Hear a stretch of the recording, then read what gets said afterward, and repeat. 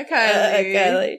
I didn't tell her you said hi, and I won't. Well, she knew. She probably just heard you say that, so. No, she didn't. She can't hear, actually, so. What? She can't. She can't? Nope. It's gone. Is that new? Nope.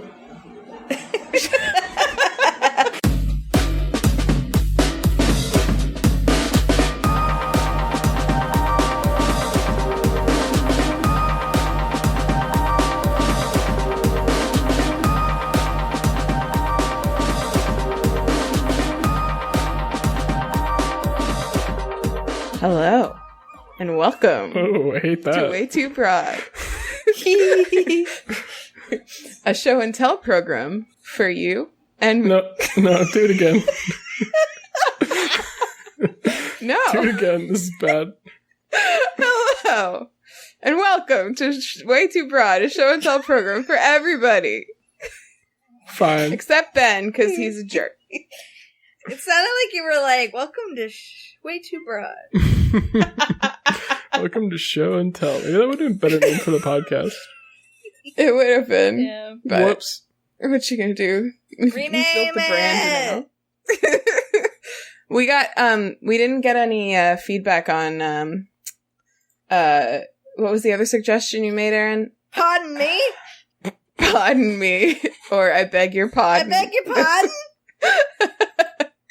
So if you like that, Introduce your co-hosts.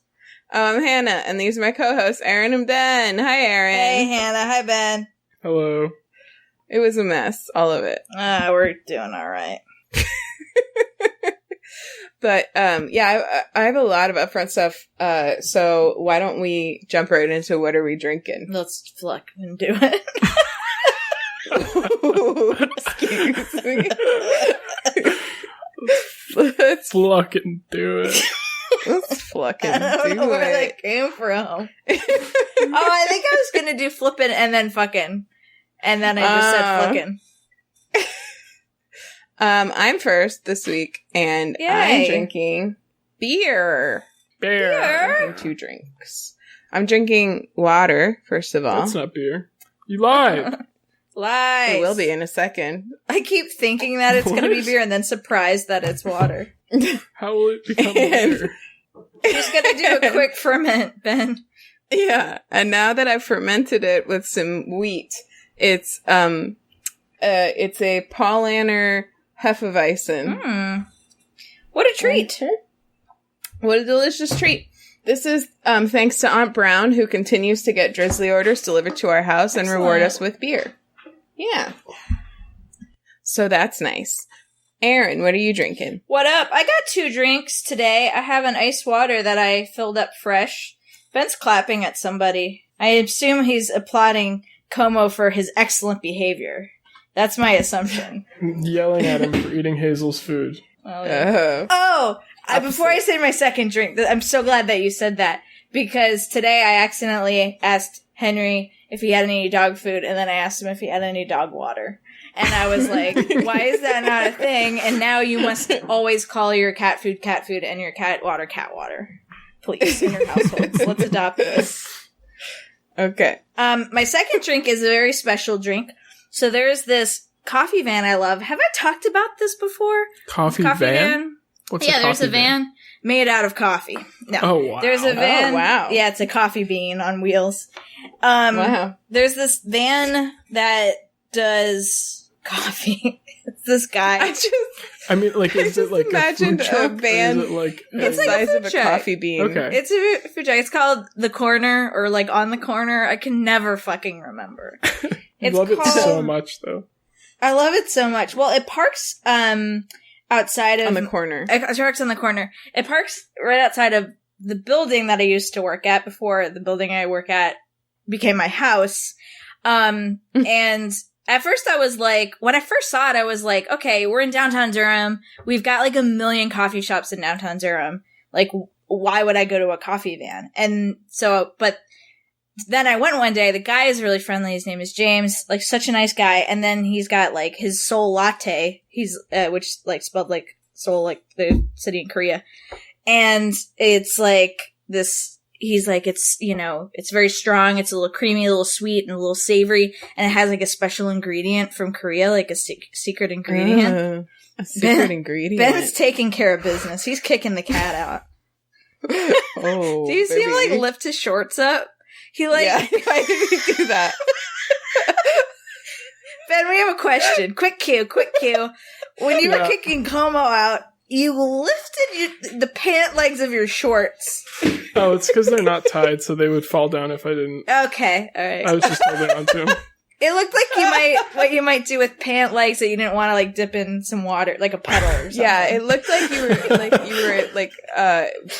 a lady walking in some mud. Yeah, Como's covered in mud. I don't know how it happened.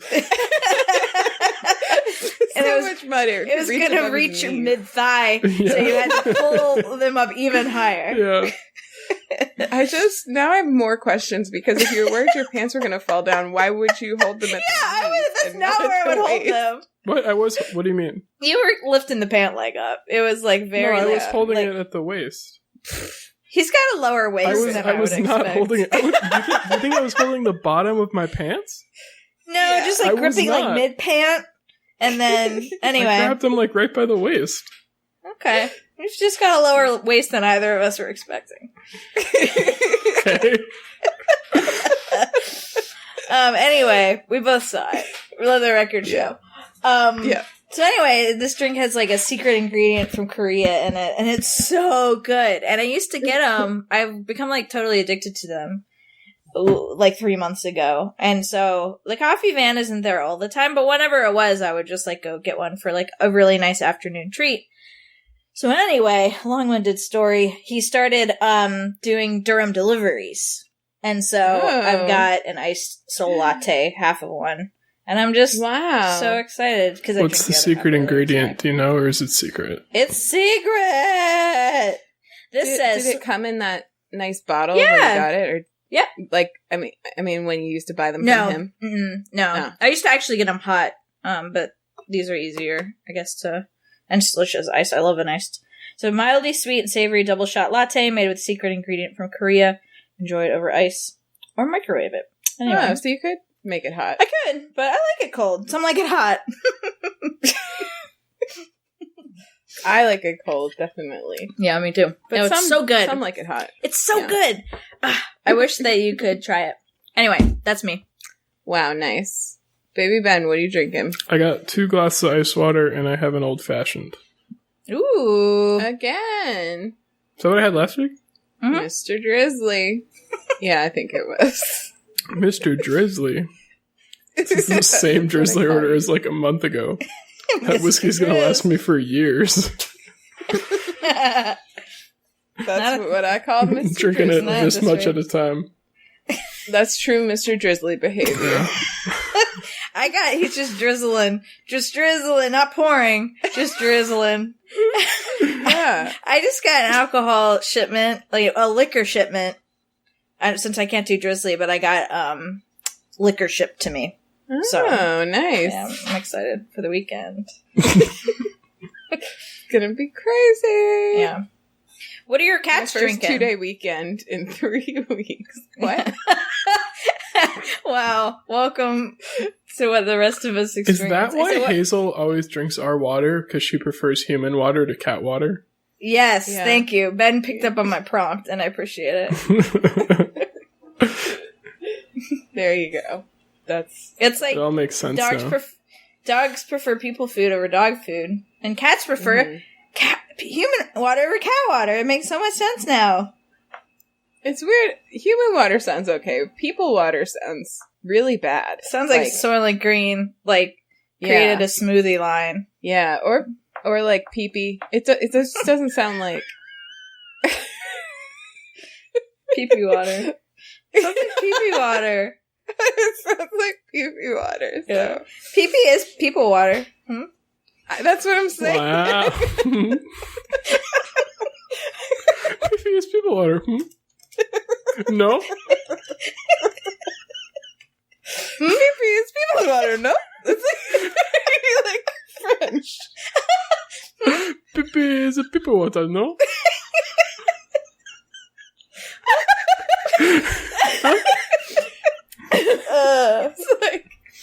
It's like one of the great French philosophers just Descartes, I think. appeared right in front of me. I think it was Descartes who said, "Pee is people want to know." I've been compared to French philosophers many times in my life, so I'm not surprised to have this feedback. Okay, well, I have 2 upfronts. One of them is an email. Yes! Which one would you like to hear first? I don't know what the other one is. The other one's... Is it a secret upfront from Korea? It's email or literally anything else. It's except email, but maybe not. One is an email to all of us. The other one is a personal upfront from Pennsylvania. Let's hear a email first. Okay. We received an email from Catherine. I don't know if I should say her full name. She goes by Katie. She goes by Katie. She's my bud Katie. Who Nice. you would know. You know what's sad? Made me sad is that you would know What? Katie by now because she's the Strawberry Fest crew. Like you would be fast friends with Katie by now. I'm sure I would. I've got tears in my Based on eyes this thinking email. about it. I actually have tears in my eyes from the BB's people want to know bit, but they have remained in my eyes thinking about that. Well, Katie, I look forward to meeting you at future Strawberry Fests, which I plan to attend. I was planning on attending this year for the first time. And I don't know when she'll hear this because her first paragraph of the email is... I don't fucking listen to this fucking podcast anymore. It's a hate email. I don't know if I should have mentioned that first. No, her first paragraph is, I was a weekly listener before my work commute ended. I miss you guys. I'm still looking for a good place to slip WayTooBroad into my new weekly routine. Haha, who am I kidding? I don't have a routine. So that is highly relatable, Yes. and we don't blame you at all whenever you hear this. And we miss you too. Yeah, I miss you, Katie. I miss not having met you yet. Wow, that's like Or such no. a sick burn if you had met her and didn't like her. I wish we still hadn't met. Opposite of that. Hold on. That is a sick burn. I'm writing that down. Like when you maybe meet your friend's new boyfriend who totally sucks, and then after as you part, you're like, I miss not having met you yet. I know my world was better before. I miss when you were in the abstract. I feel like that takes a while to click. It's like my famous way of saying no. I would if I did. That's right. Yeah, it is. I think that's clever. I think that's good. I Yeah, like that. we need more ways to be no without sounding like we're saying no or dislike. I think that's great. Slow burns so that you don't have to deal with them once they realize what you said. Yeah, it's like a drop and walk away, and then once you're home, it explodes, sort of thing. Yes. Cool. So, thank you for thinking of us, even though you haven't even listened to us in a while. That's really sweet. I ran across an article about inner monologue. It reminded me of your discussion of aphantasia. I should have mentioned that was also the name of the email. Aphantasia. I have aphantasia. For people who haven't heard us talk about it, aphantasia is people who, like Ben, who don't see mental images when they think of things. Can't picture an apple for the ubiquitous example. I have an aphantasia and I have a vivid inner monologue. All of my thoughts are in words, usually even complete sentences. And I was shocked to find out that some people don't think like that. I have so many questions. Are people with aphantasia more likely to have inner monologues? Are people with or without inner monologues more likely to enjoy reading? What about public speaking? Is it easier to be quick-witted or good at puns if there are constantly words in your head? Might people without inner monologues actually be better speakers because they're thinking harder to form words? Thinking about thinking, Katie. Oh, and she actually also included some links to articles about inner monologue. I think I mentioned in the aphantasia episode, I also don't have an inner monologue. Yeah. And I struggle I to do describe how remember I think, but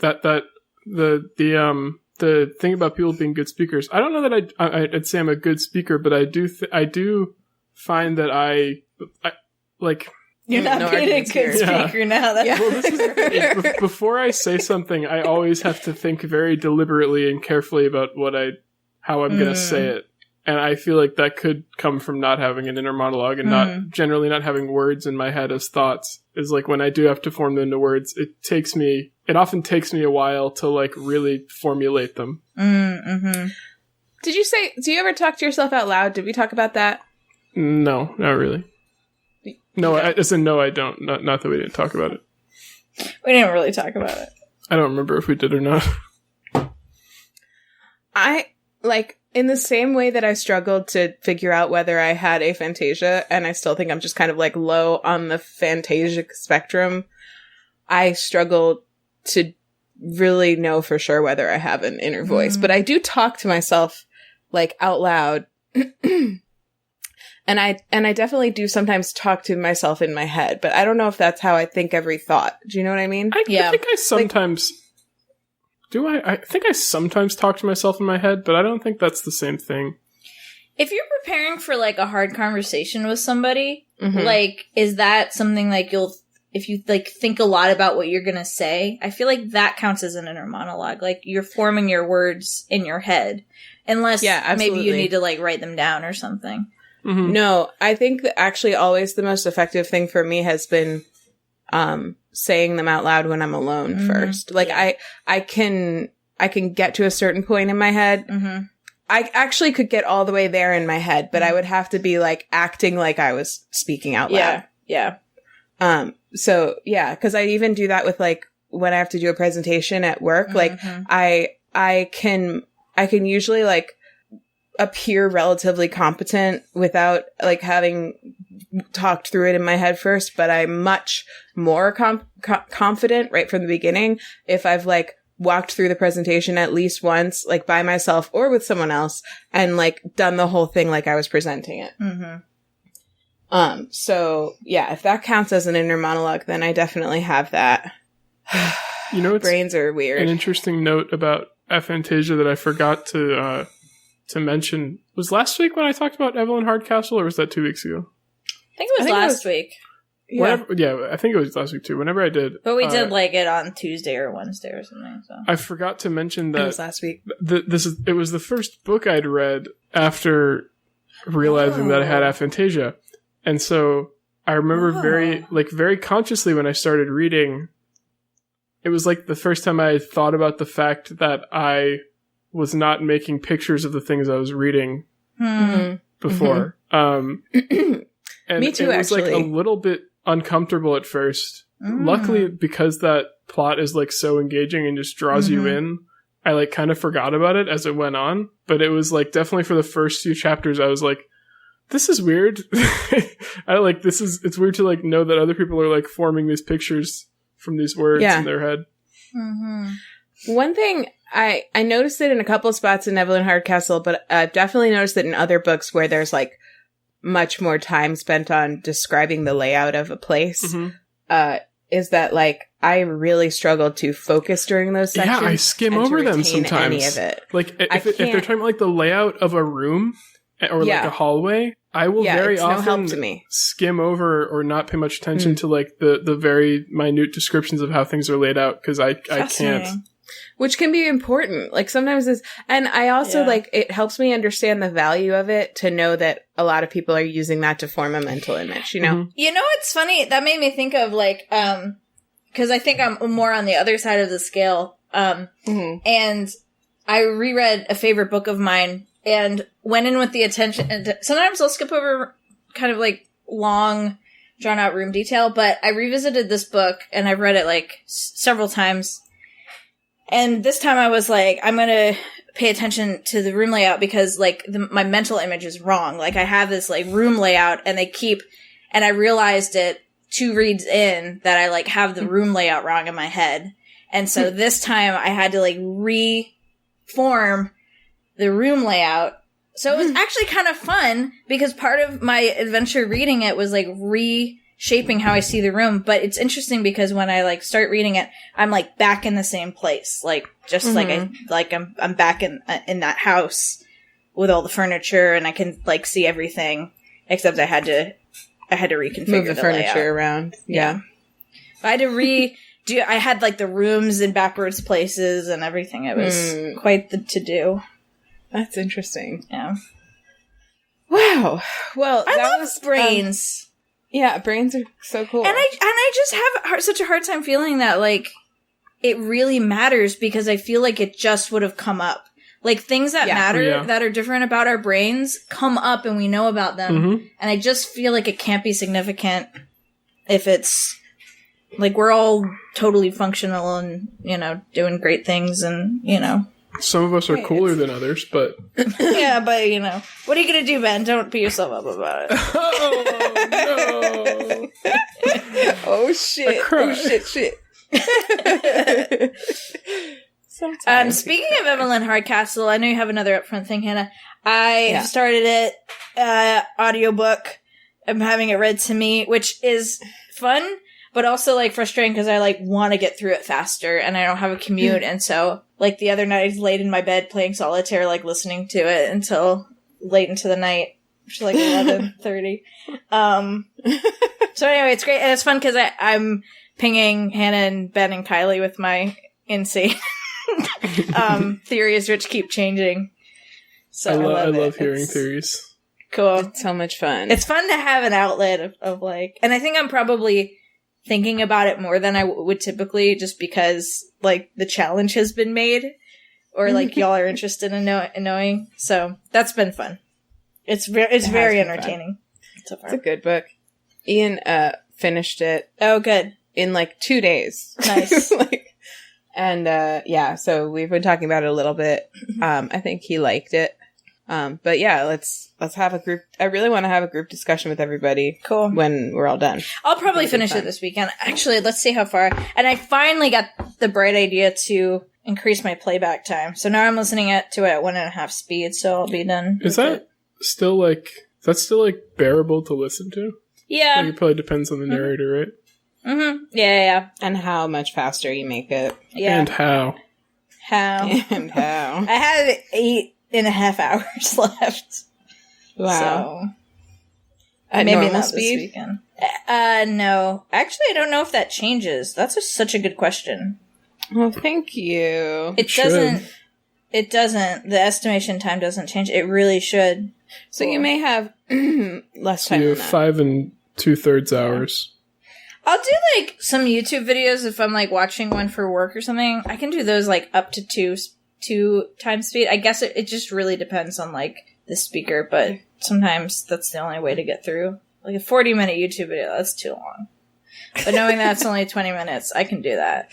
Literally last night I watched an hour-long video of this girl I really like ranking all 14 of the Land Before Time movies. There are 14 on normal speed. Yes, there were 14 of them. The last one came out only 6 years ago. What was and your the favorite? first one came out the year we were born, Erin. Wow. Yeah. Not to say I don't watch like YouTube videos. I've been watching DFG's 100% world record videos like at normal speed in their entirety. So Okay. I was halfway through one. They're like 4 hours long. I was halfway through one and then realized that he had a newer, more world recordy one. The route has changed again. Yeah, I did see very that. recently. Yeah, like this week. Yeah, it's exciting. Yeah. On that note, just so people know who want to see that, the person who I was watching was Jenny Nicholson. I will put a link to that video in my in the description for this episode. And she also, first of all, she lives in Florida, I think. She recently got like really sick like a month ago, and she's pretty sure it was coronavirus, but she couldn't get tested. So that's interesting. But she mostly talks about Disney World. She's like mentioned that as the reason that she had time to watch all 14 of these movies.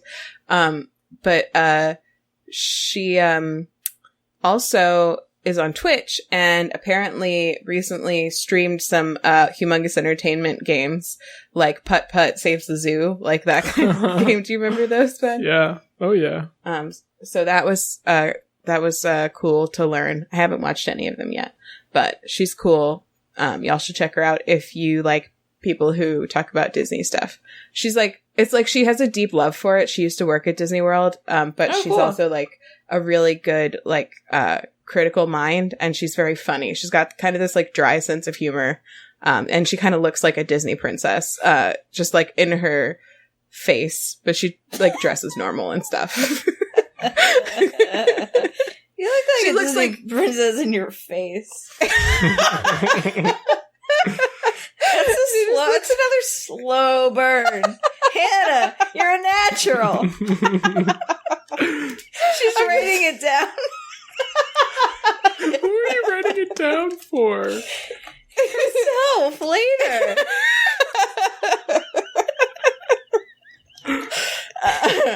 I only meant she doesn't like dress like a Disney princess or act like one. You know. Yeah. She looks like she could have played a Disney princess, but I don't think she ever did. But is not playing one actively. Right. But who knows? We're into the live action reboots. Maybe she'll be cast. Maybe she'll get her moment. Yeah. Who knows? My other upfront thing is, do you guys remember last week? I'm pretty sure it was last week. It feels like forever ago that I told you I commissioned a portrait of my cats. Oh, yeah. And you've seen it. Yeah. But I'll post it up I printed it out. It's beautiful. Wow. It's so fucking gorgeous. beautiful. I love it so much. It's so good.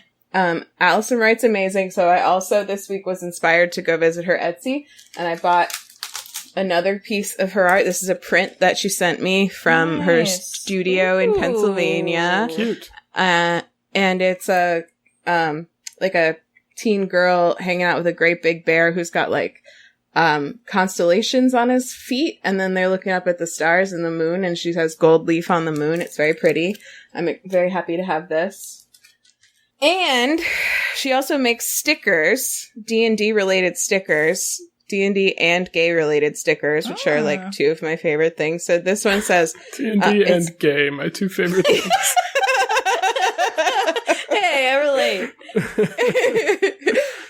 This one says chaotic neutral, and it's a D20 with like rainbow colors and some flowers around it. Oh, that's so great. This one has like the colors of the like lesbian pride flag, I guess, and it says sapphic inspiration. Nice. I was thinking I would send this one to you, Erin. Thanks. I don't know exactly what I'm going to do with it. And then this one I'm going to keep. It says Acolyte of Pan, and it's got the pansexual flag colors on the dice.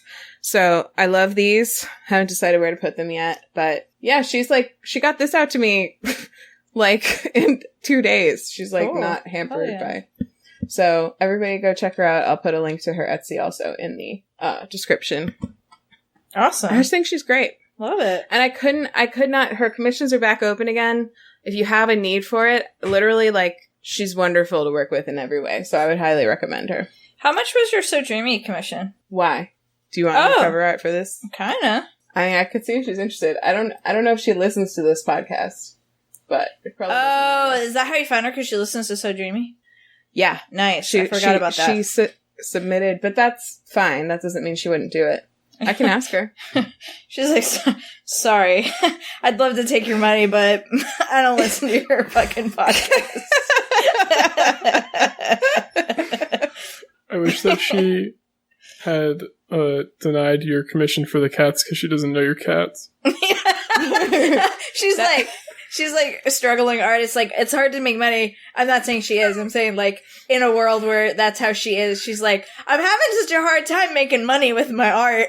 But she keeps turning You're down, like, breaking down her door to draw things, and she's like, I just haven't seen that cat. But I showed her a picture. I feel like I don't know him on a personal level.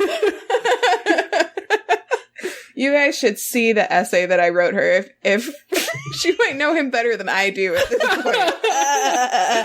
point. But she encouraged it, so, you know, that's on her. I feel like she did an amazing job. Like, you know, I don't know your cat super well, but just from the pictures that you send, like, just the way that Jack looks, it's incredible. It's incredible. She's really good. I think she's just really good at capturing personality. Like, I felt the same way about the So Dreamy cover cover art, where, like, she just, like, really... And we wrote to her a lot about ourselves as well. Yeah. And sent her a lot of pictures and stuff. But I think she's good at capturing those like subtleties. Like there's something about her art. I don't have the vocabulary to describe it. Yeah. But I just think like it's just extremely pleasing to me. It's very lively. Like I just like, I'm looking at the So Dreamy right now. And just like she, you know, I feel like I'm in a room with y'all. Like it's just really good. And there's so many just pleasing little details, and the color contrast is so nice. Yeah, she's nice. Great with like color palettes. Yeah, she's wonderful. It's really nice. So check her out. Support independent artists. Check it out. She's at A Wright Artistry on Twitter. Also, I'll probably note that also in the episode description. Speaking of dreams, Ben, did you read about my dream? Yeah, I did. You should just tell the story anyway. Yeah, so the other night, this week, it was like 2 nights ago, I woke up belly laughing in the middle of the night, and it woke Molly up. And I guess I'll tell what the dream was. I remember the dream. It's just like Hannah and her dad, Uncle Brown, and I think probably your whole family were just like living in the same house. And I was coming to hang out with you, Hannah. And so I walked in, and Uncle Brown was in the bathroom, like, futzing with his beard. And I walked by, and I'm like, hello. And he's like, hello. And he does that thing where he tries to, like I did with Fluckin'. We were trying to say 2 things at once. I don't know what he was trying to say, but he was like, how's your body? And I was like, what? And instead of acknowledging that he had fucked up, he decided to double down. And he was like, yeah, you've always had such a big, strong body. And so in the dream, I'm like doubled over. I'm like, my hands are on my knees. I'm like looking at the carpet, and I'm like laughing. I'm like laughing. I can't, like that really good laugh where you kind of enter into like another, place. And Your bed. Yeah. And then he's like watching me. He's like shrugs. He's like, so how is it? And then I wake up and I'm belly laughing. It was my favorite part. That was like the cherry on top. That was like what made me laugh so hard I like woke up. And then so Molly's awake, but I'm worried that she is thinking that I'm weeping. So she's like, she just woken up. She's like, what's going on? I'm like, I'm laughing. I just keep saying that I'm laughing, and I'm having a hard time like stopping because I'm remembering, I'm in that dream. Like that's funny, but it was like really funny in my like dream brain, and I like can't quite stop like thinking about it. I think my next dream was like telling everybody about this other dream. What had happened. So anyway, Molly was really creeped out because like I woke up laughing, which is creepy, and then like all I was saying was like, I'm laughing. That's so fucking good. It's amazing. It's so good. I'm laughing. What's going on? What happened? I'm laughing. Like, that's the one thing I know. Can you tell me anything else? Like, as I'm laughing. I'm laughing. It's also like in any scenario that's weird. Like that's like you think that so that's like a horror movie moment. That's like when you just met up with someone and you think that they're a good guy and you had some suspicions, but they've been alleviated because that person is now laughing with you, and then all of a sudden they're like, I'm laughing. Like that person's about to shoot you in the head. Like that's what's about to happen. In my defense, I was like, stating that I'm laughing is better than her thinking I'm weeping. Like, certainly her first thought is having a lot of concern for me because I'm crying.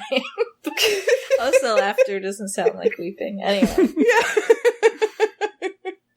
You did your best. Yeah. It's a funny dream. I like it a lot. Yeah. Oh my god. How's your body? How's your body? So, how is it? I feel like, is that not on character? Or with your dad? I just feel like... I could see him doing that. Yeah. I don't know that I could. I mean, that in particular, Yeah, like, maybe. it, like, yeah. In the dream, it had less, like, you know, it was less, like, you could take it in a weird way in waking life, but in my dream, there was no, like, weirdness to it, which made it even funnier. It was just, like, a weird How's your thing to say. body? All right, let's pop in, shall we? Yep. Okay. Ooh, I'm first. Okay, cool. Mine's a TV show. Hey! I know what it is. No, you don't. You're right, I don't. I know that's a TV show. It's a TV show from the BBC from 2013. Oh. Oh, I know what it is now. Okay. Yeah? Nope. What is it, Ben? Don't know. Okay. Sounded it's- cool again, though, didn't I? Yeah, sounded so cool. I feel like I have a guess. Can Can I guess? Sure. Is it Sherlock? No, it's not Sherlock. Okay. It's a show that I learned about from, I was watching a video about like queer representation and queer baiting in media and a new phenomenon called queer catching, where it's like the opposite of queer baiting, where there's nothing really queer going on in the actual movie or show, but in the media, like, what's it called? The promotional stuff for the show. They'll be like, oh, there's a gay character. Like in that episode or that movie, that Marvel movie where like the one guy in the first scene had been on a date with a guy the night before and they like made a big deal out of that in the promotional stuff. But like that was the only thing remotely gay about the whole thing. What movie? It was one of the Avengers. Yeah. Isn't that what queer baiting is? What is queer baiting? Queer baiting is when they like will basically have the characters in the show have a lot of like moments that would be like romantic or sexual if they were a man and a woman, but then they never pay off. Killing Eve is queer baiting. Yes. Hella queer baiting. Queer catching is when you have a token queer that's not actually like a real character and it's just strictly there to be like, hey, I have a gay character. Yeah. Yeah, or like nothing gay at all in the actual material, but they'll just like tell you off screen that like in promotional stuff that one of the characters is queer, but it's like not like even remotely addressed at all in the show or the movie or whatever. Manipulation. It's been that's a term. Do we agree that Killing Eve is queer baiting? It feels like the whole thing is queer baiting. Yeah, I think so. Mm-hmm. I think so. I really do think so. I don't think that that's like gonna pay off for us in any great way in terms of representation. They really lean into it, and there is something romantic, but it feels like not in the way that like we're here for it. Like we're like, they know what we want, and I don't think that's right. What's going Right. on here. And then would you really want that for Eve? I don't know, but it's like the way that they lean into it is like I know they made me want that for Eve. I know. I didn't want that independently for Eve. I was made to feel that way. I know. That's queer baiting. Exactly. That's queer baiting. So, I'm being queer baited. It's not as fun as it sounds. queer baiting. Not as fun as it sounds. So, one of the shows that she recommended, I should shout out that YouTuber too. She's the one I sent you the video from, Erin. And her name is Rowan Ellis. And she does a lot of stuff about LGBTQ plus media. And she's really smart. I just like her a lot. And she has a great accent. So, anyway, one of the shows she recommended that has like actual queer representation in it, and this was from a few years ago, so there weren't as many. I feel like we've like the last year or so has been like a real point of like blooming for queer representation in a way that I didn't even really realize how sparse it was before until I watched some of her videos from only like 2 or 3 years ago. And like, you know, she even talked about, well, I guess I can't, I'll cut this out because it's spoilers. So redacted. Something redacted just happened.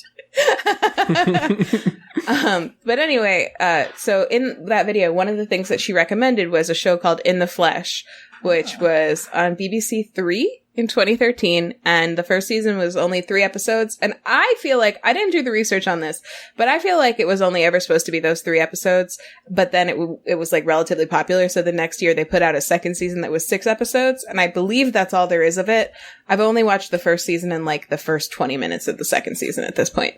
But it just feels a little tacked on to me at this moment. I'm not sure. I don't know. You hate it? I don't know that for a fact. I don't hate it yet, but there's a possibility I might hate it. Are you saying 2013 or 2003? 2013. Okay. So. How did you think she said 2003? I don't know, because it has a 3 in it. Did you think she said 2003? 2003. Well, I guess I thought of the number and not how it sounded. I see, Yeah. I see. She pictured it. It's a visual thinker thing, Ben. You wouldn't understand. I do that with names too, but that's different. Like, anyway, whatever. I store things in my brain that's different than the way you store things in your brain, clearly. That's all right. But we're both functioning and doing great things. We're all doing great things. Yeah. So, it's a zombie show. Oh, it's a gay zombie show. They made the show for you, Hannah. I heard about this. Yeah. This suddenly, I thought it looked so dumb, I think. It's, I think that the thumbnail is like one of the dumbest things I've ever seen.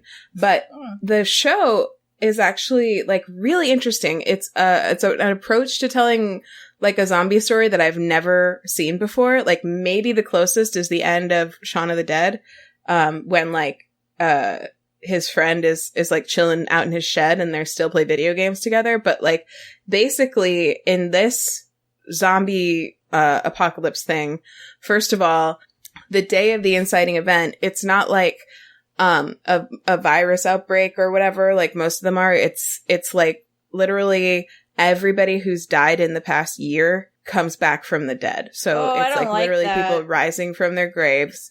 I don't like that. And they're zombies. Like they've got all the zombie like characteristics, right? And then there's like normal zombie stuff that happens. That's all before the series starts. This is all like history on the series.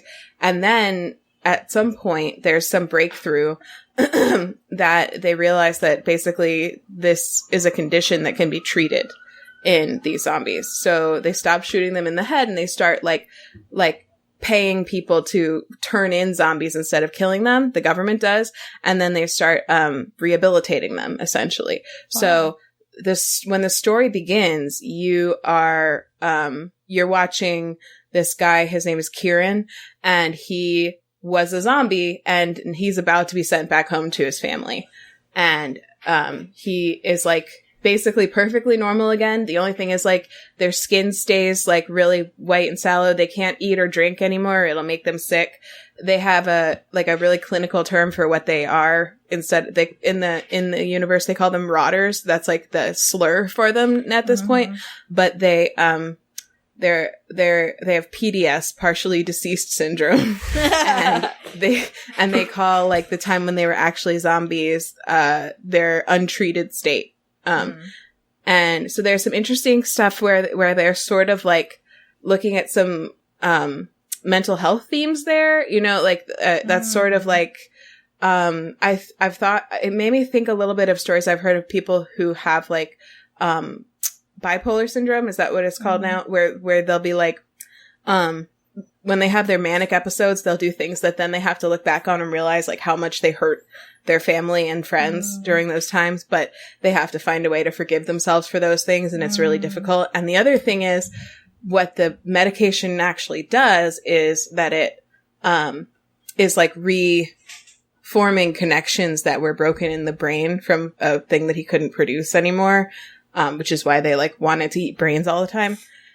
And, that is bringing back flashbacks of his time in his untreated state that he's having to deal with while he's also trying to reintegrate back into this family and into this town. And add on to that the complication that he happens to come from a town where it was like the first town to start fighting back against the zombies in an organized way. There's like this organization called the HVF, which is the Human Volunteer Force. And they, started in the town that he's from, and they're still like wildly against the idea of reintegrating these people, and they like don't want any of them back. Like it's like it's really intense, the amount of hate that they have for them in really upsetting ways sometimes. And then add on to that the fact that before he died, he was in a, well, it might be a spoiler, but he had his own troubles before he died as well. So it's good. There's a lot of twists and turns. It's like technically, I guess, only 3 hours of show, but every episode feels like it has so much in it that there's like a lot to enjoy about it. And I just think because of so, like, there's one character who he rose out of the same graveyard as her, and so they ended up, like, hunting together. And so they knew each other, like, not when they were alive, only when they were dead and untreated, right? And then she, like, turns back up because they're both, like, visiting their own graves at the same time. And he's, like, desperately trying to integrate, like, they issue all the PDF sufferers, they issue them like a makeup that they can put on their skin to make themselves look more like human colored, and contacts that are like as close as possible to the color of their eyes before. Otherwise their eyes are like very distinctively like white and terrifying and zombie looking. Ooh. So most people choose to wear those, and she just like one day just decides she's not going to do that anymore, and just like is like trying to like basically be her like authentic self, you know, in a way that seems very consistent with the way that she was in life. Like she's just kind of that sort of person. And it's just really interesting. There's like a lot of interesting dynamics at play across the whole thing, and a lot of really frustrating hypocritical people that make you feel righteous anger. And I liked it a lot. So I'm starting the second season now. I'll let you know how it goes. Nice. That sounds really cool. I love things like that where just like presents you a new worldview that you maybe have never even considered in like ever. I think that's neat. I still have a lot of questions. I think it left a lot of questions hanging in the first season that I'm hoping it answers in the second, about like how any of this works. Like I've wondered a lot about like, do these people smell? Like if they can't eat or drink, when they eat or drink, they like throw up black liquid. Like if they can't eat or drink, then like their bodies aren't really functioning at all. Right. So like, are they like, why aren't they rotting anymore? You know, like basically. So I'm curious if they're ever going to address any of that. You said this like happened all at once, like everyone in the past year who had died rose up. Does that continue to happen? Or when people die now, so that was like a one-time thing? Yes. Yeah. Huh. So it's interesting. And there are some people who believe that there's something like biblical going on. There's like those like different factions of that type of belief, like Revelations type stuff. And there's some like bigger geopolitical human versus like rotter conflicts that are sort of boiling under the surface through all of this like small town politics stuff that's going on. So there's a lot in there. Cool. Dope. That sounds dope. Yeah. So that's mine. Neat. In the flesh. It's all, if you have Amazon Prime, both seasons are free on Amazon Prime. Oh, dope. Who's next? Erin, what you got? Oh, me next. Cool. Good one, Hannah. Thanks. Great content. Keep up the great content. Awesome content. Awesome content. Keep up the great content. I have an album this week. As my session. It's a band that I've brought as an obsession before. It's the Indigo Girls. I was like, I'm sure they have a new album called Look Long. It was like, have I talked about the Indigo Girls on a podcast? I think so. I think you have too. I go look it up and I'm like, I don't see it. And then I'm like, oh, I bet she put it under the Indigo Girls. And sure enough. Is that not right? No, it's just Indigo Girls. Oh, dang. Yeah, I'm fucking roasted. Yeah. Did you fix it? Idiot. You don't know it's just Indigo? It's just Indigo Girls. It's not unbelievable. Now it's going to be under there as just Indigo Girls. I was like, I should just fix it if I care. I really don't care. Anyway, they have a new album called Look Long. It was just released, I feel like this week, maybe? And it's excellent. You know, the Flipping and Indigo girls, I never brought them before, but they just have such an impressive body of work. How many fucking albums do they have? You just said the fucking Indigo girls. I know.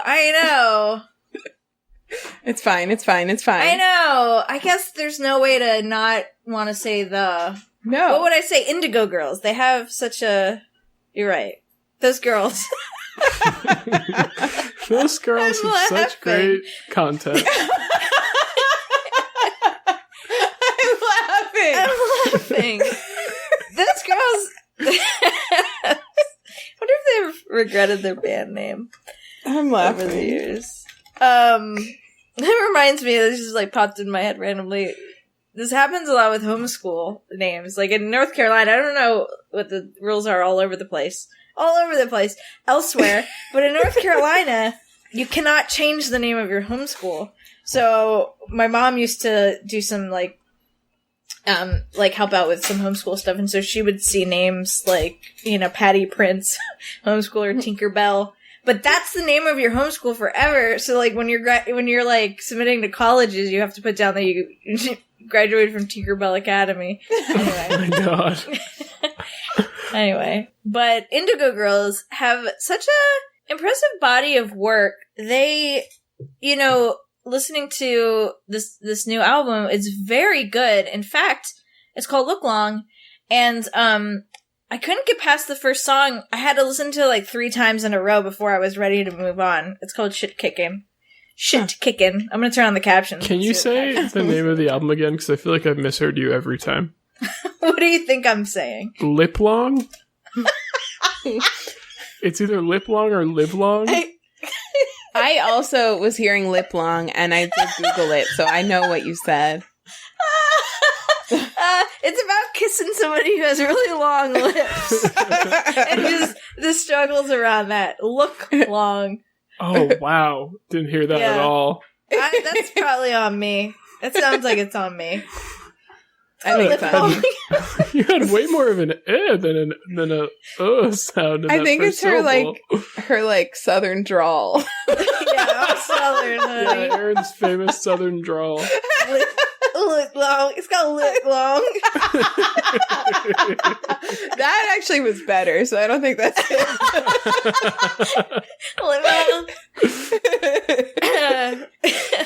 Wow. Start tarting.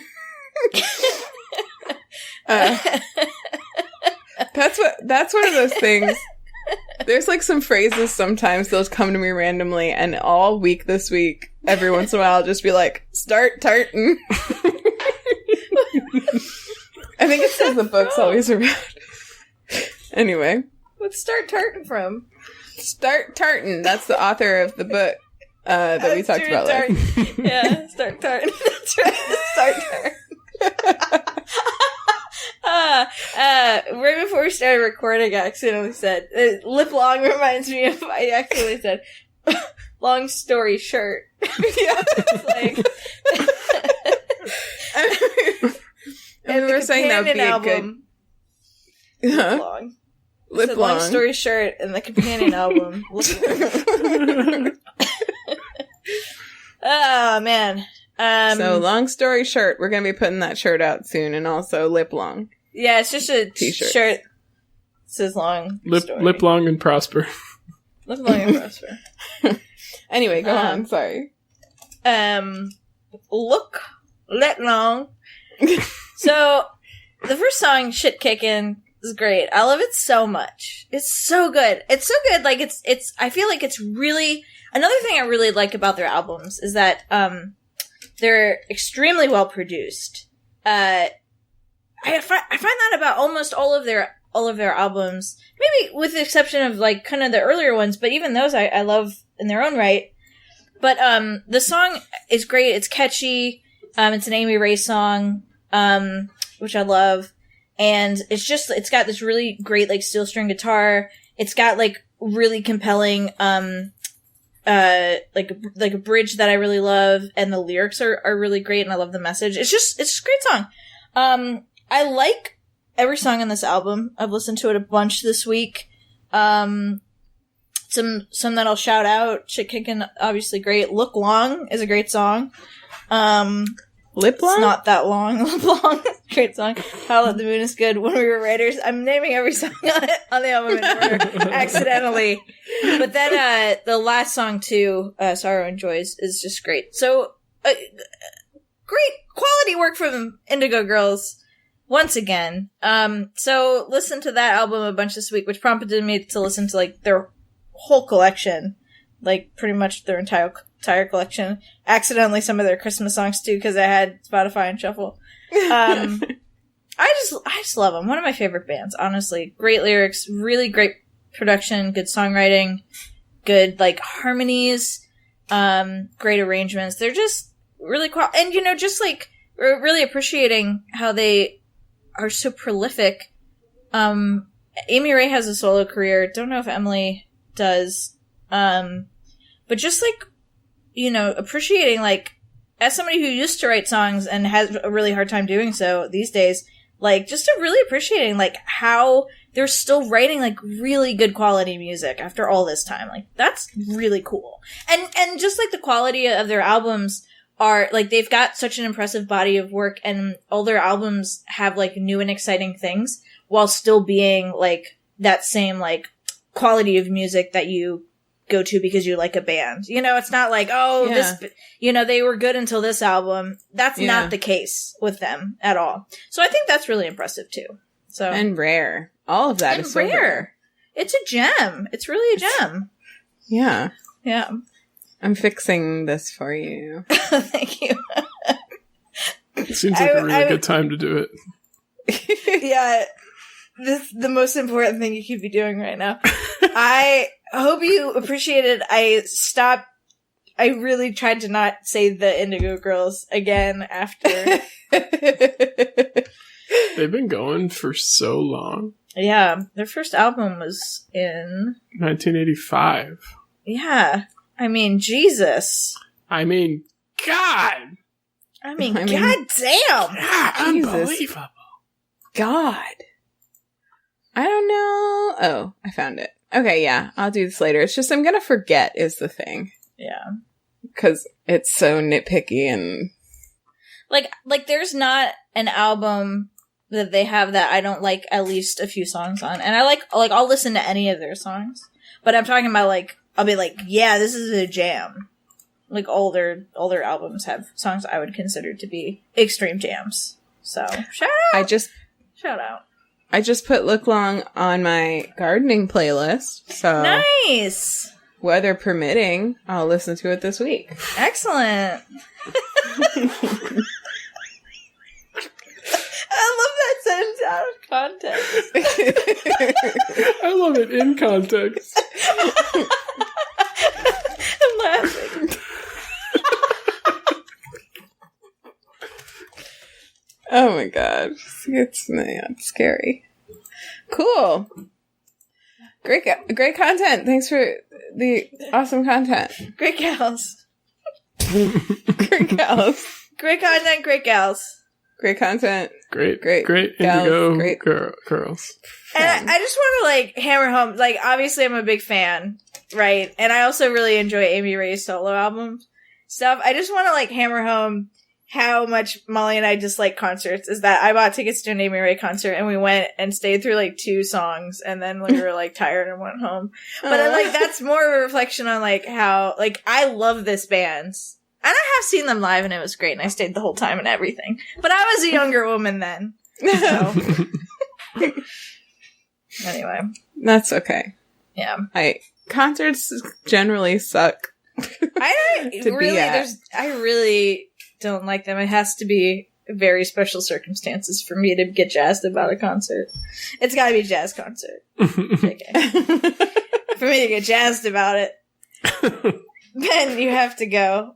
I have to stop talking. Okay. Let me take a sip of water first. Okay. What's your obsession, Ben? He's gotta cleanse the palate. Smack that cup down. Show who's My boss. obsession's a video game.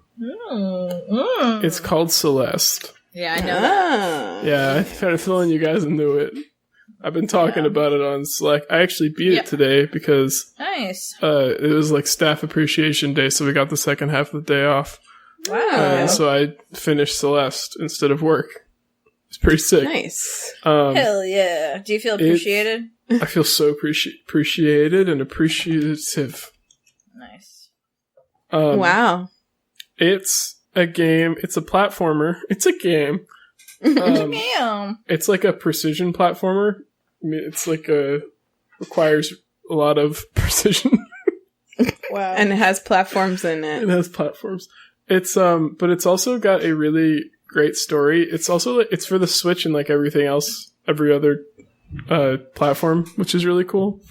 It's a multi-platform platformer. Correct. And like the in-game, like when you're at the like part where you control the character is all like really cool pixel art.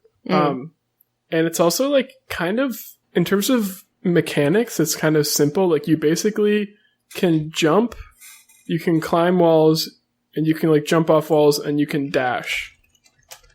And like that's all of the things you can do. But the amount of variance in terms of like the different puzzles and things you have to solve in all the different rooms of the game is still really great and really varied. And it's definitely it's a very challenging game, and you're kind of encouraged. I wouldn't say encouraged, but like you're not like, you know, a lot of games you'll have like a certain number of lives, and after that you'll game over. Like in Celeste, you can just keep dying forever, and it doesn't like you'll never get like sent back to the beginning of the level or anything. So it almost like the way that's designed encourages you to just like try shit and try different paths to room it, and just die along the way, and you'll just go back to the beginning of the room. And so like, and as part of that, there's like a cumulative death counter that you have that you like see at the end of the game, how many times you died through the whole thing. I died 1,999 times. So it seems like, because you were talking about this with our cousins, it seems like you died a lot less than everybody else, though. Well, because they played a lot more. Yeah. Oh, okay. Yeah. How many hours did it take you? Like 8. 8 hours. So like, for instance, I think Ian's played like 30 hours, didn't he say? 34. So it makes sense that he's died a lot more. Yeah. I see. I gotcha. There's also like, aren't there like accomplishments for dying? Like, not like you get rewards, but like you get like medals or something. I feel like I heard that. Like achievements? Yeah, achievements. That's the word. I don't know. Maybe. There might be the Switch. Does the Switch do achievements? I feel like it doesn't. But maybe if you play it on Steam, there. Yeah, maybe on like on Steam or like on PS4 or something. Yeah. I lost my train of thought entirely. But what I was going to say next about Celeste was so weird. Does it have good music? It has great music. It's got really good music. Yeah. It also does have really great story. Like, so it's a very technical platformer, and then the interstitial parts are a really cool story about like kind of mental illness and anxiety and overcoming anxiety and like overcoming problems within yourself and like sort of working with, in a very literal sense in this game, like working with the parts of yourself that sometimes work against you. Mm-hmm. And like as part of the story of the game, and this isn't really spoilers because it happens pretty early on. Like there's some kind of weird like mysticism or magic about this mountain. The mountain is called Celeste, by the way. You play as a girl named Madeline, and your goal is to climb the mountain. And it's not. There's not really like a clear reason she wants to do that, other than that she like told herself she could, and she really wants to. And like it's one of those things where she's like feels like she's tired of not doing things and wants to do the thing she told herself she could do and not give up. Go girl. Yeah, it's really great. And then like very early on, very literally like a part of her comes out, and like basically it's kind of it's like the negativity in her mind personified into like this evil looking version of herself that has like red eyes and purple hair, and she has like red hair. And speedrunners of the game call her Battlein, which I think is really funny. Nice. And it's just a really great story about like dealing with anxiety. It's very cool and very rewarding at the end. There's also like there's a couple other characters in it. There's very few. One of them is another like climber named Theo, who's like obsessed with the in-game version of Instagram that's called Instapics, and always wants to take a selfie with you. But he's really nice and funny. I think Ian has played this game a lot. As I mentioned, he loves it. It's like one of his go-tos when he's like needs to just like chill out. Although sometimes it does make him very angry still, because it's so hard. But he did some research on the music because of how much he likes it, and I believe the person who did the music is someone who like suffers from a lot of anxiety and like specifically wrote some certain portions of it to sort of try to mimic that feeling, and others to be a little calmer. Her name is Lena Rain, just to give her a shout out. And it's great. She did an amazing job with it. I think it's very evocative of all those emotions, and also just really beautiful and soothing. I know so many people who talk about listening to it just like because you can listen to it on Spotify. Yeah. Oh, nice. I actually was going to start doing that too. Yeah, you should. It's really good, just really nice music. It also it is definitely a challenging game, but I think it's at least for like the main story part, like the parts, because there are a lot of like optional secret rooms, and you can do like these things called B-sides, which are like alternate versions of all the levels that are harder. And then once you beat all the B-sides, you can do called C-sides, which are even harder versions that are like very technically challenging but very short. But like for just sort of the main part of the game, it does a very good job of being challenging enough to be like really addictive and engaging without becoming frustrating at how difficult it is. That obviously some caveats where there are like some rooms where it's like, God damn, I don't want to throw my controller because I just like can't get this exact precise dash. But there are a lot of really, really cool rooms where like you can spend a lot of time and die a lot, but it often feels productive and it's very rewarding once you figure it out. And then they also do a really good job. Like every chapter, it's split into chapters, and every chapter sort of introduces like its own set of mechanics in the world that like you interact with. Like there's one that's like a block that once you stand on it, it'll start moving and like throw you somewhere. And one where you can stand on a block and it will move up and down depending on what you do with your joystick. Like little simple mechanics that again, they do like really clever things with to make really engaging and really cool puzzles. I also mentioned speedrunning. I've been watching speedruns of it because it's a great speedrunning game. It's like one of the most popular speedrun games, and part of that is because, and I only learned this recently, it was like literally designed with speedrunning in mind. Oh. Like the head sound designer, his name's Kevin something, I can't remember his last name, is a speedrunner, and sort of like pushed the developers to think of speedrunning while they were making it. Wow. And so they like there are, for example, there's this thing in the game called a hyper dash, which you can do by like crouching and hitting jump and dash at the same time, where you dash like super far from the ground, and it's a intended mechanic in the game, but you don't actually learn it. Like it isn't taught to you in the tutorial until the very, very last level of the game. Like not of the main story, like of the entire game. After you do all the secrets and all the challenge levels and stuff, they teach you this really cool mechanic that's used extensively in the speedrun. And there's like a lot of little examples of like getting like things called like corner boosts, where if you dash properly off the corner of a block, you get like a little bit of a speed boost, and it can allow you to get like slightly farther to get to some things that are built-in mechanics in the game on purpose, for the purpose of like, if you know, like they have rooms where it's like designed such that you can skip things if you know all the correct tricks and mechanics to do so.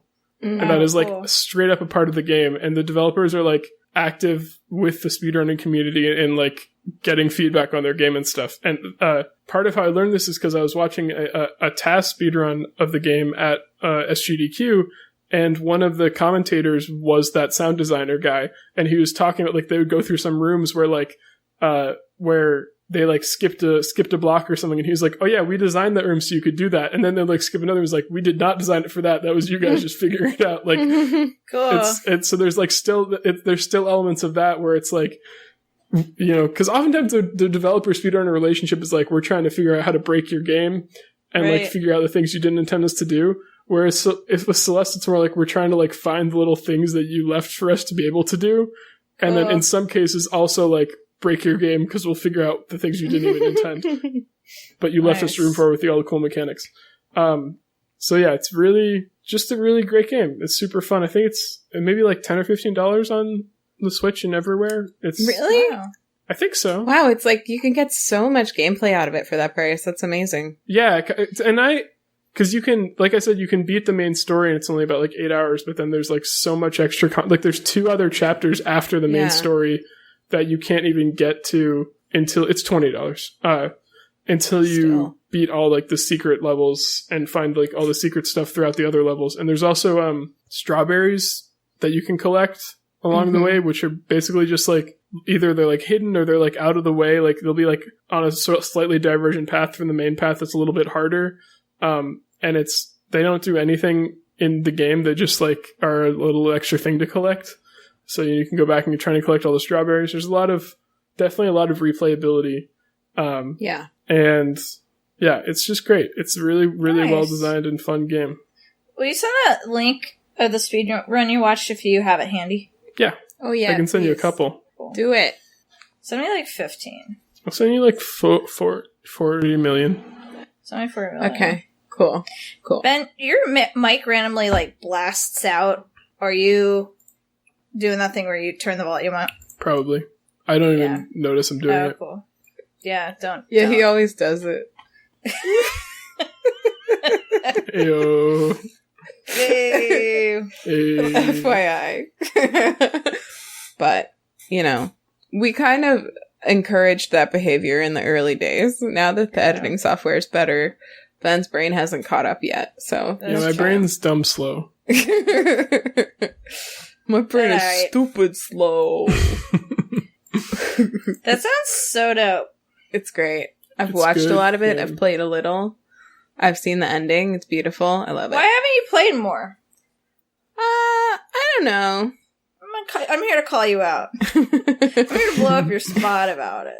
I haven't played in a really long time. When we first got the game, I might have started a file. I do remember. I totally agree with Ben that a lot of times the deaths feel very productive and you learn from them and stuff. But also, like, hand-eye coordination is simply not my forte. It's, like, part of why I don't play a lot of video games. It's part of why I often prefer to watch them than play them. So, like, you do need a fair bit of hand-eye coordination, I would say, to do well at this game. There is one behavior that I've seen a lot of people do, including Ian and myself, which is when you get really frustrated on a level and you, like, can't figure it out. I find myself, like, just running off a cliff over and over and over again for a little while. Oh yeah. Just to like dashing clear into the spikes decks over and over again. Yeah. dying in the exact same way repeatedly like an idiot because totally. Just because, just out of frustration, just like give a few extra pointless deaths just to get the mods out of your brain or whatever. Yeah. I honestly, I don't know how much I'm gonna like try to 100% it. I'll definitely play it more. But I do think it's mostly going to be like more of a spectator game for me now in terms of I want to watch a bunch more speedruns of it because it's really fun to watch. I will say the levels. Time? Oh, sorry. Oh, I was just the levels that Ian's like playing. 28 minutes, I think. Wow. The levels 28? that Ian's playing now. Oh my god. The levels that Ian's playing right now are very pretty. 28 minutes. 28 minutes, though? 8 levels or 7 levels in 28 minutes? 7. And that's like, because the only speedruns I watch are Ocarina of Time, which are like glitch, or like old glitch. These are not glitches any percent. No, they're just like very, like, the key to the game is the key to why the game is so fast is because as far as they can tell, there is not an upper limit to the speed you can get. Oh. So if you can preserve your momentum in a lot of really cool, interesting ways, you can go really fucking fast. Cool. Wow. Yeah. That's interesting. It's I very would cool. definitely watch a 28-minute Speedrun. Oh, I can't do that. Oh, this new candle's fucking me up, honestly. Gotta get a different candle. It is a different candle. It's new. It's new tonight. Oh no. What flavor? It's mahogany coconut. Ooh, okay. There was actually Nutty. The reason I was a little late to the recording was that I thought we didn't have a podcast. I thought we just had run out of candles. And I told Ian we weren't going to have a podcast candle tonight. And he was like, well, that can't be. We're going to have to find some more candles. And so he went digging in some boxes that we never opened. And we found 4 candles in there. So don't worry, guys. Nice. Okay. We're set for a little while. Ian. Yeah. He really saved our asses again. So wow, really shout good. out to producer. Shout out. But should we do homework? Great, fantastic content. Keep up the great content, Ben. Thanks. It's a good great job. Yeah, let's do homework. What you got, Hannah? Watch In the Flesh on Amazon Prime, as I put it on my notes document with 2 R's. But no, just regular Amazon Prime. It's good. And I'm on Twitter at Anthropology. I'm on Instagram at Anthropology. I'm on Twitch at Anthropology. Not doing anything, but I am there. And I have another podcast called So Dreamy. It's got great cover art, as we talked about this week. So go listen to that. And that's it. And go check out all the other people I shouted out this week. Jenny Nicholson, Alison Wright, and the third one who I will list in the description, who does the queer movie review stuff. Erin, what's your homework? Well, long story short, listen to Lip Long. I'm laughing. Weather permitting, check out Indigo Girls' new album. Look Long. and the rest of their just incredible body of work. Check it out. Check it all out. Molly and I clean the kitchen together every night. We turn on music. And usually it's first come, first serve. Whoever takes over the speaker first gets to choose, and I've been choosing it. And it's been Indigo Girls all week, and tonight she was like, I'm gonna pick the music tonight. She's maxing out. That's fair. Oh, let's see what else I got. I review lesbian movies on Instagram, lesbian movie reviews. If you didn't know from my passionate rant about Indigo Girls, I am a lesbian. And what else? I think that's it. Oh, I do stream occasionally. Twitch.tv /disco Greg just won. O-N-E. I did randomizer for a hot minute the other day. It was fun. That's all. Sweet. Cool. My homework is play Celeste. It's on PS4, Xbox One, Switch, and PC. You got no excuse. No excuse. It's a cross-platform platformer. My Twitter is nicely proved Ben. My Twitch is Disco Greg. Wow, that door is getting open and closed by the wind. Wow. Or the ghost. Or the ghost. Or the ghost of the wind. Oh, the wind died. Whoa. The ghost of the wind. Oh no. What happened to it? Rip the wind. Rip. Wait, we were supposed to talk about the weather for some reason. Why were we supposed to? Radiating. Oh yeah. Hey guys, sorry to let you know, we're probably not going to be hearing from Radiating for a few months, unfortunately. Actually, never again. Never again. Unless there's a new Radiating at your new apartment. I don't know, actually, if they're radiators or not. Wow. When did you move? June 23rd. Hell yeah. This hardly seems right. So unceremonious. Radiating's just gone, and now it's forever. Hazel has been climbing on Radiating lately for some reason. Because she's going to miss him. I guess, yeah. Wow. Cool. Okay. Great. Now that we've covered that, our podcast homework is you should call us and leave us a voicemail and tell us your obsession this week. Our phone number is 774-326-0420. Blaze it. Happy Earth Day. We're on Twitter at WayTooBroadPod. We're on Instagram at WayTooBroad. You can email us as Katie?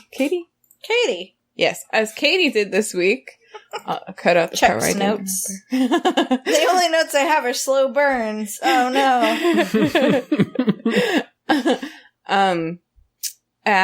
You can email us as Katie did this week at waytoobroad@gmail.com. And if you missed any of that, you can find like literally everything we just said basically at waytoobroad.com. Not literally. I mean, literally in the now dictionary definition where it's figurative, but literally. Well, no, you literally can because you can listen to the episodes online. Yeah, that's true. I guess there's no like transcription on the website. I guess is what I'm saying. True. Yeah, that's it. WayTooBroad.com for anything you want. EarnBen.com for anything you need. Don't forget to leave us a review if you listen to us on a place where you can do that. We'd so appreciate it. And that's it. We love you. Thanks for listening. The podcast candle is now extinguished. Yay!